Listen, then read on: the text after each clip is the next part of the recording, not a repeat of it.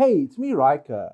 Today we're going to have a look at the brand new Hypogean hero, Vyloris, the Deceitful Demoness. Now, this hero wears cloth-based gear and is part of the Mage faction, and a primary role is to provide damage for your allies and a bit of control onto the enemies. So let's have a look at this hero's toolkit. The ultimate skill, Cruel Endeavors. Using the ultimate skill afflicts all enemies with a cursed aura. This aura is a little circle that appears around the little enemies. If an enemy is already afflicted by a cursed aura, its duration is reset, and the enemy is dealt 320% attack rating damage. When using this skill, Vyloris is immune to control effects and cannot be targeted. This is because she leaps into the air and uses her ultimate ability. Passive effects. All cursed auras have a duration of 9 seconds, and enemies already afflicted by a cursed aura lose 25% defense. This effect cannot be stacked or dispelled. When an enemy uses their ultimate skill, the cursed aura is removed. Vyloris is immune to control effects when entering the battlefield. Damage dealt to enemies already afflicted by a cursed aura is increased to 380%, and enemies in a state of defensive disarray lose an additional 35% defense. Her next ability, Cursed Agony, Vyloris deals 200% attack rating damage to the closest and to the furthest enemies, and causes them to lose 40% of their current energy, also marking them with a cursed aura. The minimum amount of energy lost is at least 200 points. So this is a similar effect to Odin, where Odin can steal any amount of energy. However, this is a set amount of 40% or 200 points. If an enemy is already afflicted by a cursed aura, its duration is reset. The level 2 and 3 upgrades, the damage is increased to 240 and 280% damage respectively. The final upgrade, the percentage of current energy lost by enemies is increased to 50%. Her next ability, Fatal Embrace. Vyloris uses 10% of her current health to manifest a shield of equal value, which cannot be lower than 8% of her max health and exists for 5 seconds. So this gives her a bit of damage mitigation. Vyloris then deals 9% of her max health to enemies that have a cursed aura, but damage cannot exceed 530% of her attack rating. Damage dealt causes enemies to lose 30% less damage for the following 7 seconds. This effect cannot be stacked. The shield duration is extended to 7 seconds. The level 3 deals 12% max health damage to enemies with a cursed aura, and it cannot exceed 530% of her attack rating. The level 4, after using the ultimate skill, Cruel Endeavors, the cooldown duration of the skill Fatal Embrace is reduced by 90%. So this allows her to use the skill more frequently to gain the damage reduction and the shield from this ability. Her next ability, Everlasting Torment. Vyloris deals 300% attack rating damage to the most injured enemy, causing them to lose 3% of their max health every second for the following 6 seconds. Health lost per second cannot exceed 180% of Vyloris' attack rating and cannot result in death. This effect cannot be dispelled.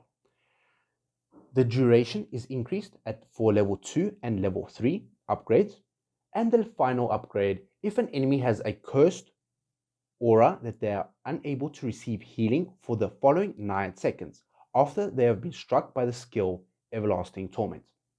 So let's have a look at the signature item.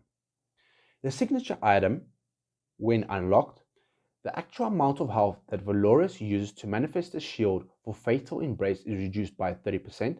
So this allows her to essentially use less of her own health in order to gain a shield. And Vyloris passively deals 150% more damage to enemy summons. The 10 unlock. This reduces the amount to manifest a shield for Fatal Embrace is reduced by 60%. And Vyloris passively deals 200% more damage to enemy summons. The level 20 unlock, 35% of damage dealt to enemy summons is converted into health for Vyloris. The level 30 unlock: whenever an enemy's hero's summons die, the enemy hero is afflicted by a cursed aura. If the enemy is already afflicted by a cursed aura, the duration is reset. So let's have a look at her furniture. So her 3 furniture unlock: the value of the shield manifested by Fatal Embrace is additionally increased by another 300%, and Vyloris' healing is increased by 120% while the shield exists. The 9 out of 9 upgrade: damage dealt by Fatal Embrace to heroes afflicted by a cursed aura is transformed into an AoE damage. So let's have a look at this hero in battle. Now, one of the things from her toolkit can be seen that she requires to be in the back row, where she can curse the enemies and deal her damage. As she won't be able to do a significant amount of healing, she will have to be paired with a healer in order to top her up so that she can constantly keep using her shield ability. So as we can see, as I mentioned before, she curses the enemy hero with a curse. This is a little circle around the enemies, as can be seen here. So she sacrifices a bit of her health, gets a shield, and she's able to deal damage to the enemies. So let's have a look at her ultimate skill. She leaps up into the air and deals damage to all of the enemies that are cursed by the cursed aura. Now, if an enemy does not have the cursed aura, a curse will be applied to them. So this might be one of her downfalls, as she's not dealing damage to enemies who are not already cursed. So as we can see, I put her behind a very strong tank, Arthur, to essentially keep her alive long enough so that she can deal damage. So there we go. She sacrificed a bit of health. However, because I have 2 healers, both Taylene and Rowan, who can provide a significant amount of healing, this will allow her essentially to be topped up, and so she can constantly keep getting her damage reduction and her shield based effects. There we go. She has conquered the battle, and as you can see, she did a significant amount of damage when compared to the other heroes. However, she was the main damage dealer. However, most of the other heroes in the team are either tanks or supports. So let's have a look at her at a slightly higher deficit. So as I mentioned previously, she will require a bit of strong frontline heroes in order to be able to deal the damage that she should. So one of the teams that she might work extremely well in is the Alnal Grizzle based team, as she can provide a bit of control and energy reduction. So she might be essentially a replacement for Odin.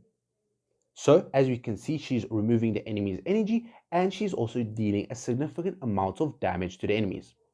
Now another thing is she will require a healer such as Silas or any other healer in the team. This will essentially keep her topped up and ready to go.